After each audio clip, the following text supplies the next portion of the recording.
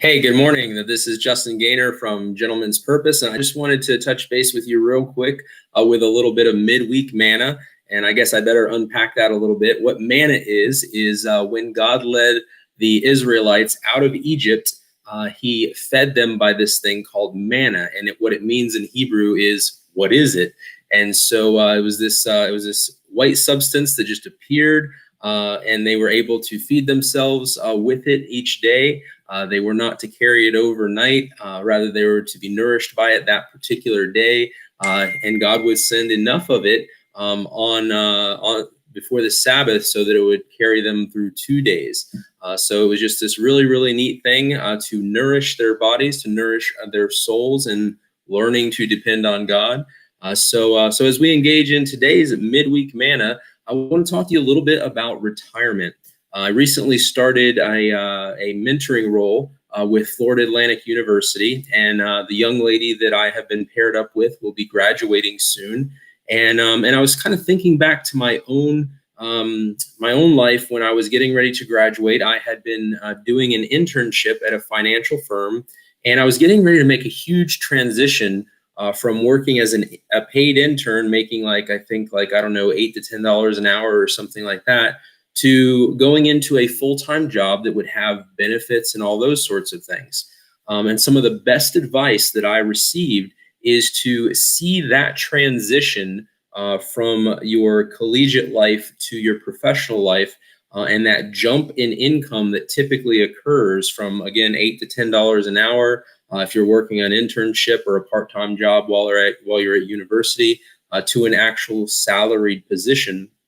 And to explore the company who hired you, explore their benefits package, starting with their 401k. Now, there's a lot more options today than there was when I graduated from university, but a 401k is essentially an opportunity to take a portion of your income and to set it aside pre-tax and allow it to grow tax-free until retirement.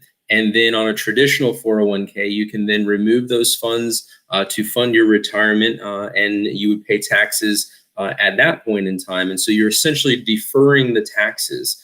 And most folks are in a much higher tax bracket in their earning years than they are in retirement. So if you're in a 28 to 35% tax bracket, in your 20s and 30s and 40s and so on, hopefully when you retire, you're going to be in a much lower tax bracket than that. So you're paying less taxes by deferring those incomes. And when you're going from making $8 to $10 an hour to, let's say you have a starting salary right out of college, undergraduate, of anywhere from $30,000 to $40,000, you are already in a position where you're making a lot more money than you used to.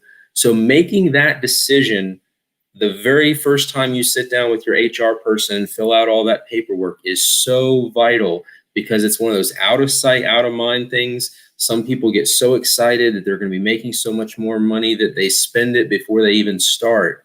And so one of the wisest things I ever did personally was explore that. And I want to encourage you, if you are in that position, to look and see what you're able to do. Now, the other cool thing is, if you've got an employer who has a really good benefits package like I did, my particular employer was willing to allow me to put up to 15% of my income into the 401k, and then they would match 50 cents on the dollar up to that 50%. So by taking advantage of that with my employer, I just increased my annual salary by 7.5%.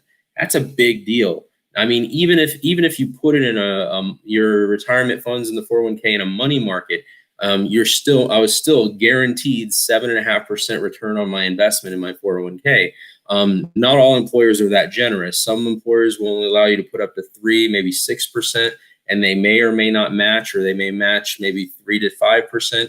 Whatever it is, it's essentially money that you're getting that you would not be getting, and you're preparing yourself for your retirement. I know that you hear the pundits talking all about how Social Security is not going to be there by the time you get to retirement, and it very well likely might not be.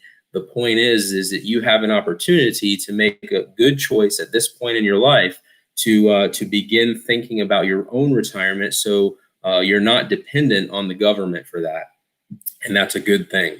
And so, so I want to encourage you with that. For those of you who have already gone beyond that point, I don't care if you are working at a convenience store or what you're doing. There are accounts that you can open at stock brokerage firms that are extremely low in cost. A lot of times it won't cost you actually anything to open or even maintain the account, and you can open the account for as little as sometimes $100 or something. A traditional IRA works very similar to that employer 401k. You don't get the matching or anything. They call it a self-directed IRA or a self-directed Roth IRA. The traditional IRA, the self-directed IRA, works exactly like the 401k. The IRA, or the Roth IRA that's self-directed, you don't get the tax write-off up front. However, all of the growth that you get over the life of that account when you go to take it out at retirement is completely tax-free.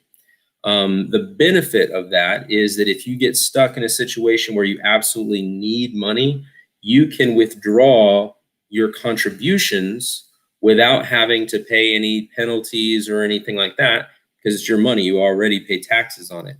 And so you have a couple different options, but the main point I want to get you in the habit of is, even if you didn't start right out of college, even if you're, in your late 20s, early 30s, wherever you are actually in the whole spectrum, the younger you are, the better, because you have a much longer opportunity for your retirement funds to actually grow.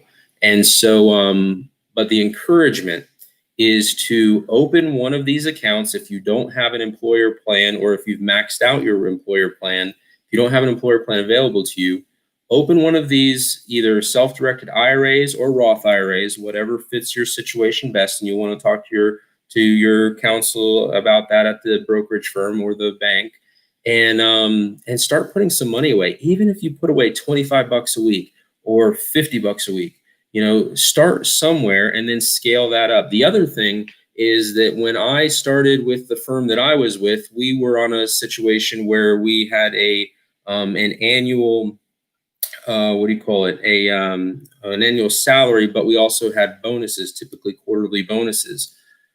Learn to live off of your salary, and those bonuses that you get, take those and put those into building a savings account. First of all, you should definitely have an emergency fund that you should build it up to $1,000. Once you hit that landmark, get up to $10,000. And that way, if anything happens, your car breaks down or you have some sort of emergency, that's always there in an interest-bearing account. Then after that, you want to start opening some other investment accounts. And we can talk about that later. But the main point of this particular video is to encourage you to start today. Check out your employer, see if they have a 401k or a Roth 401k available to you. Find out if they do matching, and what the limits are as far as what you're allowed to contribute and how much they contribute to encourage you to save for retirement. And again, if that's not available, visit a stock brokerage firm.